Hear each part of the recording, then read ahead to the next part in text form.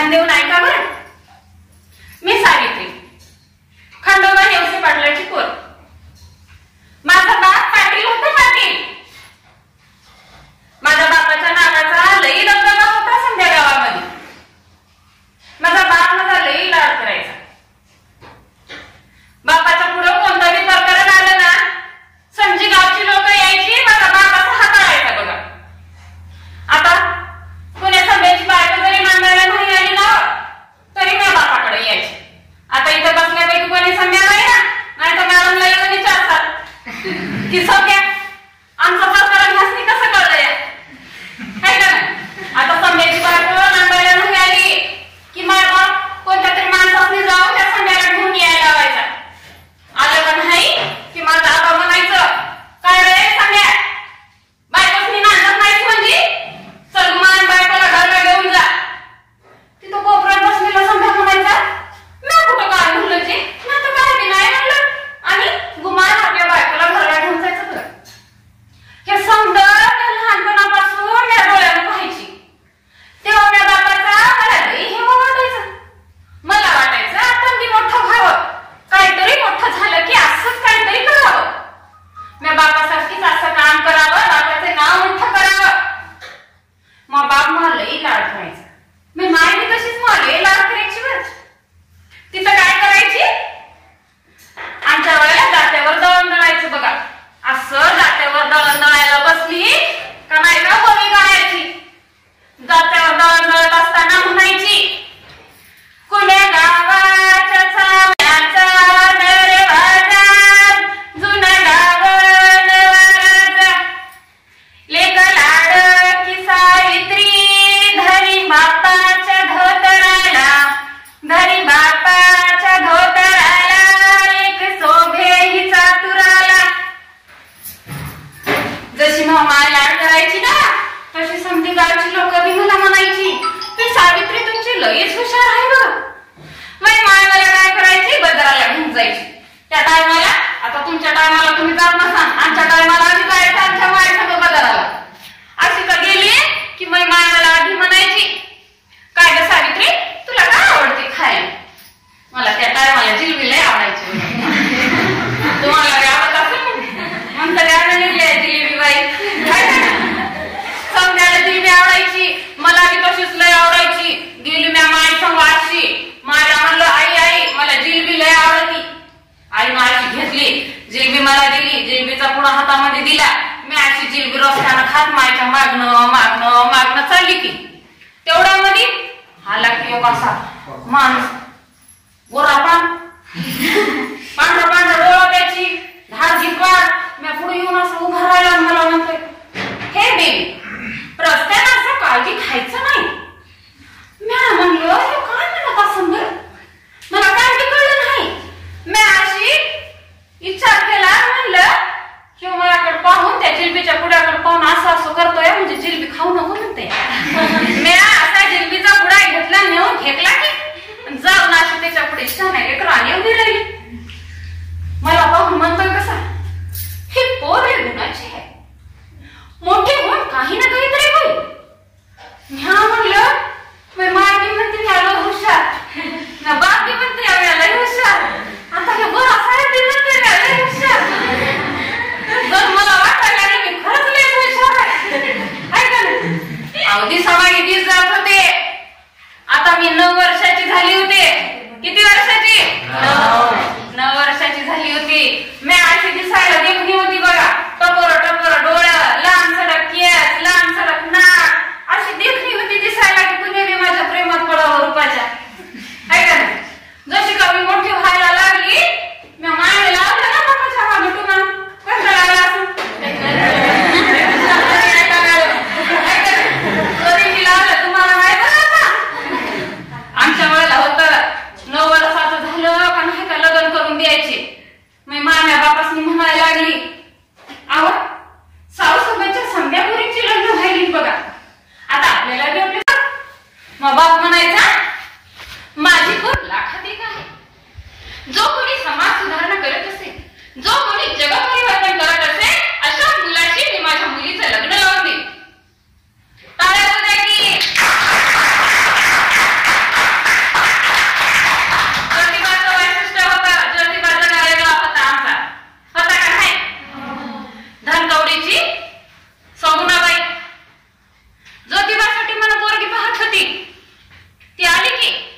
आमच्या घराला माझ्या बाबाला सांगायला लागली म्हणा अहो तुमच्या सावची त्या ज्योतिबाची जोडी लई झाली दिसेल बघा. बाजाराला लई उठाठ्या राहतोय नाही का बसल्या जागी हिची साडी तिच्या थोडा लई छान दिसत ते त्याच्या समोर लई छान दिसत आहे का नाही. असं झालं आमच्या आबासनी म्हणायला लागली अहो तो ज्योतिबा जगाचा एवढा आहे त्याच्या डोक्यात लई वेगवेगळे विचार येतात बघा. पोरीबाळीने शिकायला पाहिजे, लेकी बाळीने पुस्तकं वाचायला पाहिजे, पुस्तकात काय लिहिलं ते वाचलं की ते स्वतः निर्णय घेतील असा जग परिवर्तन करणारा पोरगा आहे. तुमची सावली तर लई हुशार, दोघाचा दोन असा झाक दिसेल बघा. बोला फुलाला गाडी पडली की आणि आमच्या नाही लावला भल्या अशा मोठ्या पंक्ती बसल्या किंवा भला असा मांडव पडला हातात ह्या कारला भरला कपाळाला मांडवळ्याला आले काय का नाही गळ्यात मंगळसूत्र घाले आणि लाजून मी नवरी झाली की अशी ठुमकत मी नवरी झाली आणि आली की पुण्याला. आता पुण्याच्या घरला गेली का नाही पाहते तर काय इकडून पुस्तकं ठेवलेली तिकडून पुस्तकं ठेवलेली समोरून पुस्तकं ठेवलेली. मी जाऊन पाहिलं म्हणलं हे काय माणूस पुस्तकं खात का काय जिकडं पाहा तिकडं सगळी पुस्तकं. आता काय करावं म्हटलं मी म्हणलं याच्याकडे ध्यान द्यायचं नाही आपण आपलं काम भलं ना आपण भलं. एका दिवशी असंच मी माझं काम करायला लागली सकाळी माणसानं दिला की मला आवाज आता मला लागलं धडधड कराय मला मी जाऊन अशी त्यांच्या पुढं अशी उभी राहिली नव्या नवरीवानी. मला म्हणतात कसं अगं सावित्री पोरीबाळींची स्थिती लई वंगा आहे.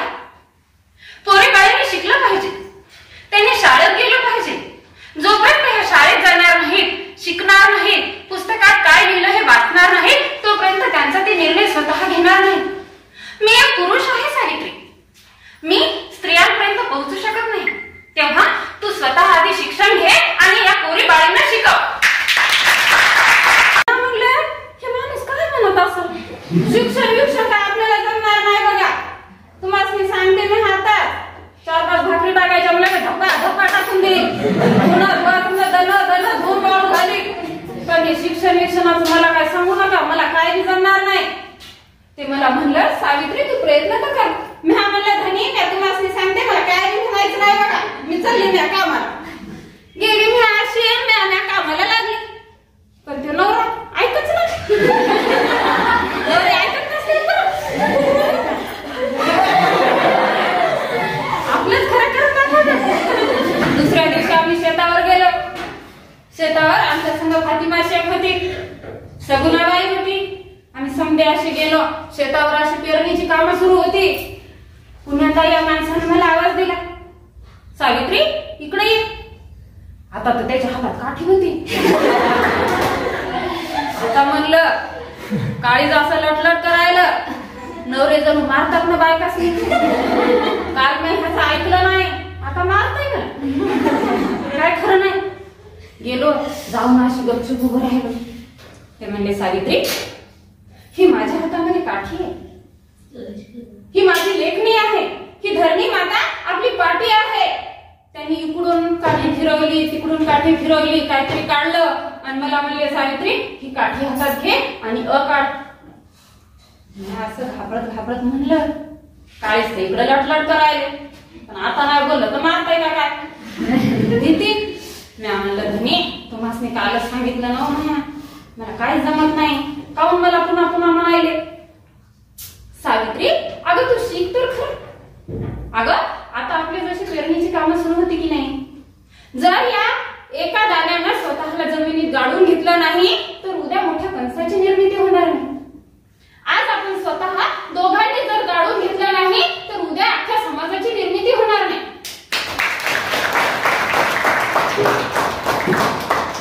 तेव्हा सावित्री तू स्वतः प्रयत्न कर. अगं कुठलीही बाई कुठलाही माणूस कोणतीही गोष्ट आपल्या पोटामध्ये शिकून येत नाही. तू प्रयत्न कर सावित्री, तू पुन्हा प्रयत्न कर, पुन्हा तू हातामध्ये ही लेखणी घे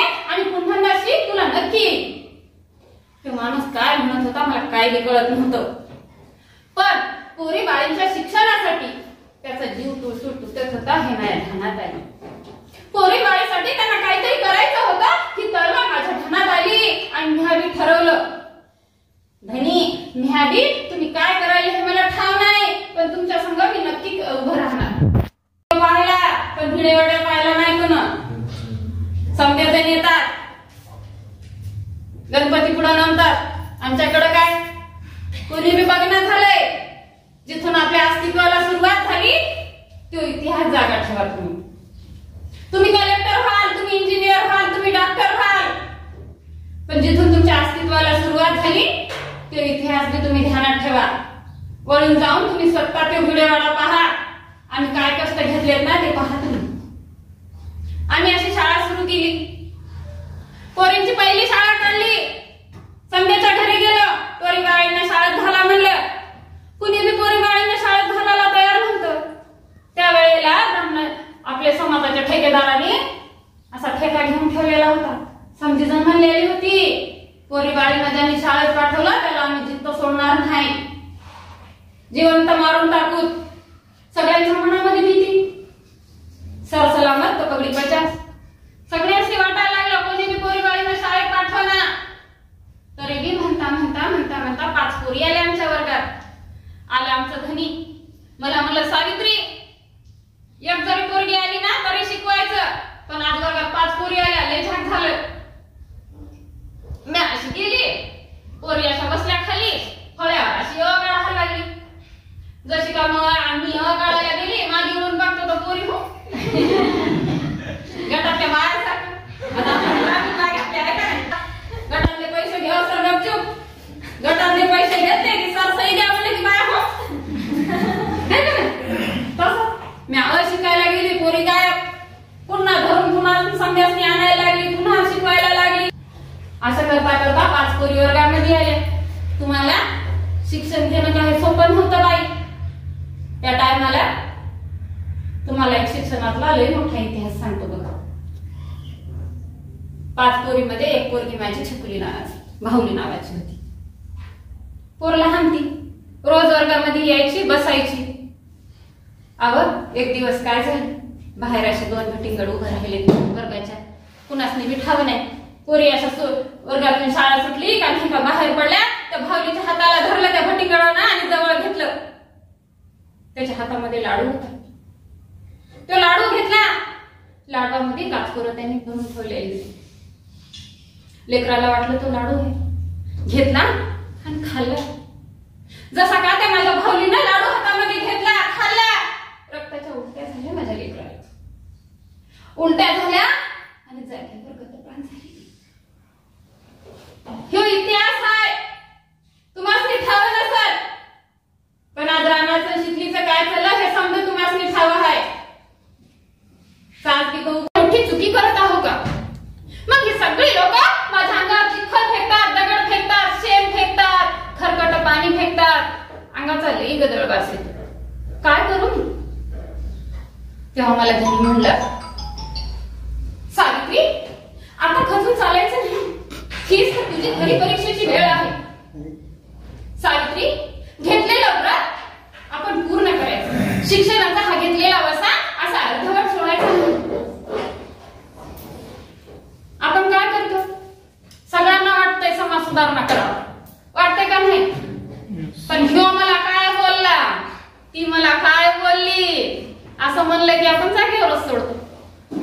कधी बी कोणतरी काम हाती घेतलेलं एक व्रत म्हणून हाती घ्यायचं आणि ते पूर्ण करायचं. माझ्या धन्यांनी मला सांगितलं की सावित्री तू पुन्हा नव्या उमेदीनं उभी राहा, पुन्हा पोरी बाळीसनी शिकवायला तयार व्हा. मी म्हणलं धनी हे गणित एवढं सोपं होतं का? मला तर काही बी माहित नाही. माझं धनी मला म्हणलं, सावित्री तुझ्या अंगावर लोकांनी शेण माती दगड चिखल फेकलं ना, काही हरकत नाही. तू पुण्यांदा दुसरी एक साडी सोबत घेऊन जा. वर्गावर गेला की ही घाण झालेली साडी फेकून दे आणि ती नवी कोरी साडी अंगावरती घाल. ती बाळींना शिकव आणि येताना पुन्हा ती भरलेली साडी घालून ये.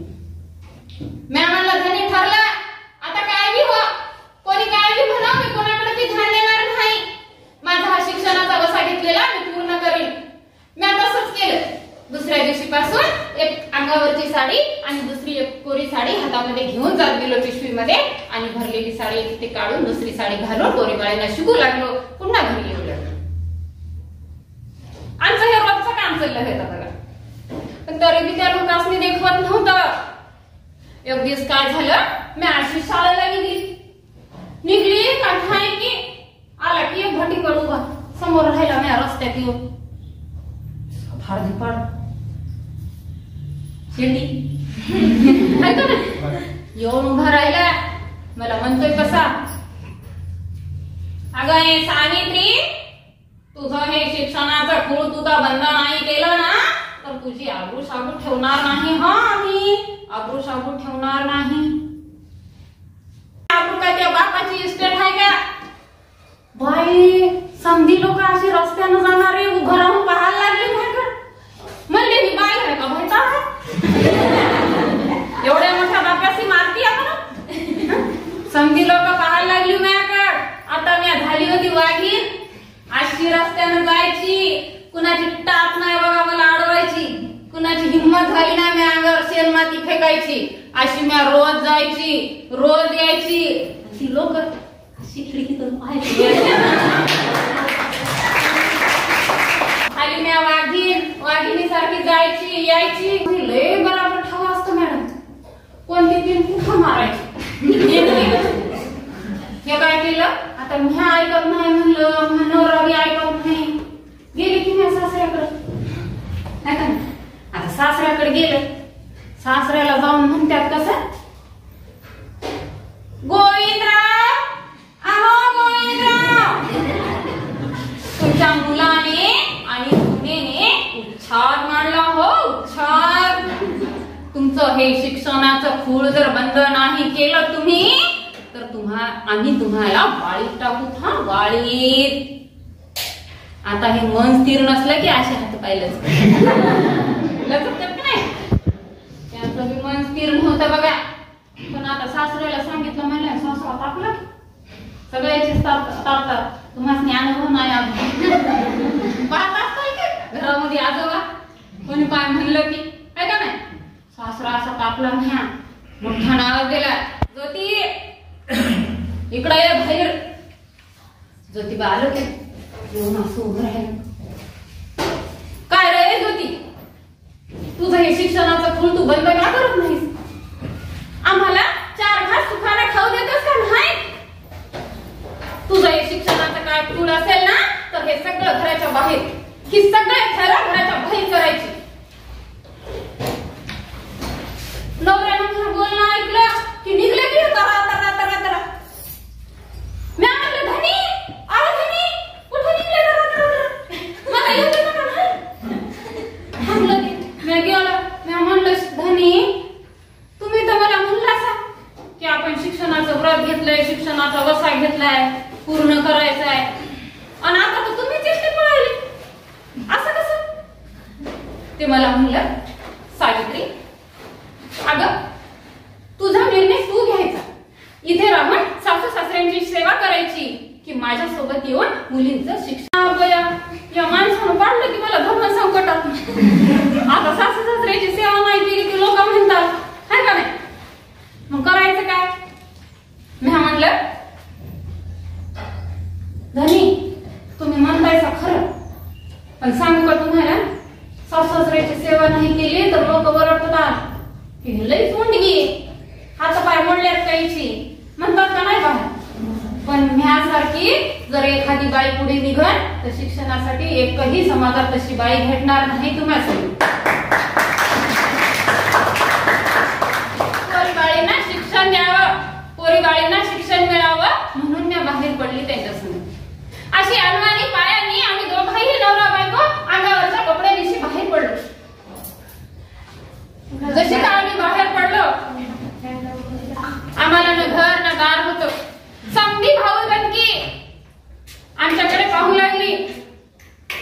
कुणाची बी हिंमत झाली नाही, कुणी बी आम्हाला म्हणलं नाही की या आमच्या घरामध्ये राहा. पण ज्या जातीनं तुम्ही सगळ्यांनी बदनाम केलंय त्या जातीमधला उस्मान शेख ते समोर आला. त्यांचा मित्र होता तो. आला आम्हाला म्हणलं